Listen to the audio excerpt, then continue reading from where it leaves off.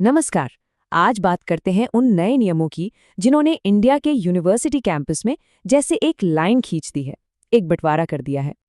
तो सवाल ये है कि यूनिवर्सिटी का एक नया नियम पूरे देश के स्टूडेंट्स को कैसे बांट सकता है। देखिए, कहानी शुरू होती है यूनिवर्सिटी ग्रांट्स कमीशन यानी यूजीसी के नए रेगुलेशन से। मकसद तो अच्छा था, कैंपस में भेदभाव को खत्म करना, लेकिन हो गया इसका ठीक उल्टा। एक जबरदस्त बहस छिड़ गई है। एक तरफ आवाज उठ रही है कि ये तो हमें बांट रहे हैं। कई स्टूडेंट्स को लग रहा है कि ये एक तरह की डिवाइड एंड रूल वाली पॉलिसी है, मतलब सिस्टम ही ऐसा बना दिया गया है जो स्टूडेंट्स को एक दूसरे के खिलाफ खड़ा कर रहा है। और डर इस बात का है कि ये नियम जो कैंपस में सद्भाव लाने के लिए थे, कहीं समाज में और ज्यादा नफरत न बढ़ा दें। मतलब मदद करने की जगह ये कानून शायद दूरियां और बढ़ा रहा है। लेकिन कहानी का एक दूसरा पहलू भी है। जो लोग इन नियमों का सपोर्ट कर रहे हैं, उनका कहना है ये बिल्कुल सही है।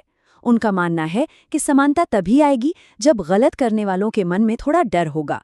ये एक जरूरी कदम है ताकि हाशिए पर मौजूद स्टूडेंट्स को प्रोटेक्ट किया जा सके।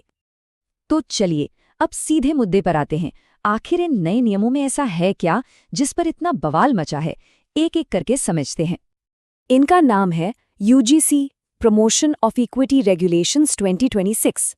मकसद है धर्म, जाति, जेंडर, किसी भी आधार पर होने वाले भेदभाव को हायर एजुकेशन से खत्म करना। और सबसे बड़ा पॉइंट, ये नियम अब मैंडेटरी हैं, यानी हर यूनिवर्सिटी को इन्हें मानना ही होगा।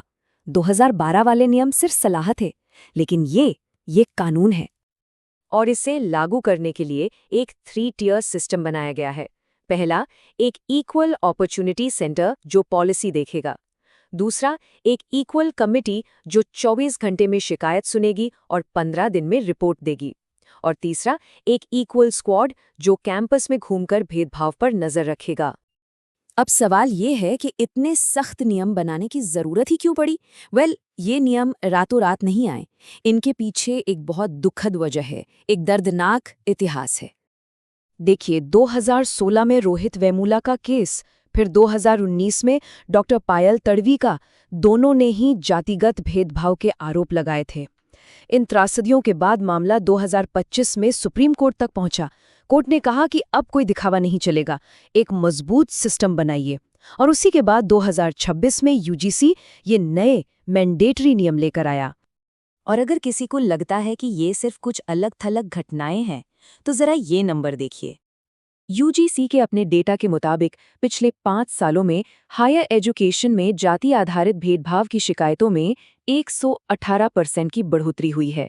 2019 में जहां 173 शिकायतें थीं, वो 2024 में बढ़कर 378 हो गईं। ये सिर्फ आंकड़े नहीं हैं, ये एक बहुत बड़ी वार्निंग है। तो इस पूरे बैकग्राउंड को देखते हुए ये तो साफ है कि बहस तो होनी ही थी, और बहस अब 2 हिस्सों में बट गई है। एक तरफ है प्रोटेक्शन यानी सुरक्षा, और दूसरी तरफ है परसिक्यूशन यानी उत्पीड़न का डर। जो लोग इसके पक्ष में हैं, वो कहते हैं कि ये नियम हाशिए पर मौजूद स्टूडेंट्स को बचाने के लिए जरूरी है। एक डर का माहौल बनाना जरूरी है ताकि कोई भेदभाव करने की हिम्मत न करे। लेकिन जो इसके खिलाफ हैं, उनका डर ये है कि जनरल कैटेगरी के स्टूडेंट्स को पहले से ही हमलावर मान लिया गया है। भेदभाव की परिभाषा भी साफ नहीं है, जिसका गलत इस्तेमाल हो सकता है। और सबसे बड़ी बात, फाइनल ड्राफ्ट में झूठी शिकायत करने पर कोई सजा नहीं है।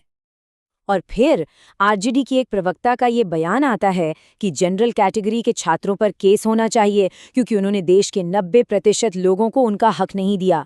इस तरह के बयानों ने आग में घी का काम किया और इस डर को और बढ़ा दिया कि ये कानून सुरक्षा के लिए नहीं बल्कि सजा देने के लिए है। अब इतनी बड़ी बहस चल रही है, स्टूडेंट्स प्रोटेस्ट कर रहे हैं, लेकिन एक अजीब सी चुप्पी है। देश की बड़ी बड़ी पॉलिटिकल पार्टीज इस पर कुछ बोल क्यों नहीं रही? मतलब देश में इतना बड़ा मुद्दा चल रहा है तो देश की रूलिंग पार्टी और विपक्ष दोनों के बड़े नेता चुप क्यों हैं? आखिर मामला क्या है? इसका जवाब यूजीसी में नहीं बल्कि भारत की संसद में छिपा है, क्योंकि इन नियमों की सिफारिशें एक पार्लियामेंट्री स्टैंडिंग कमेटी ने दी थी। और जरा देखिए इस कमेटी में कौन कौन था। कांग्रेस के दिग्विजय सिंह, बीजेपी के संबित पात्रा और बांसुरी स्वराज, एनसीपी की सुनीत्रा पवार, समाजवादी पार्टी, डीएमके, सीपीआईएम, मतलब लगभग हर बड़ी पार्टी के नेता इस कमेटी का हिस्सा थे। और यही है चुप्पी की असली वजह।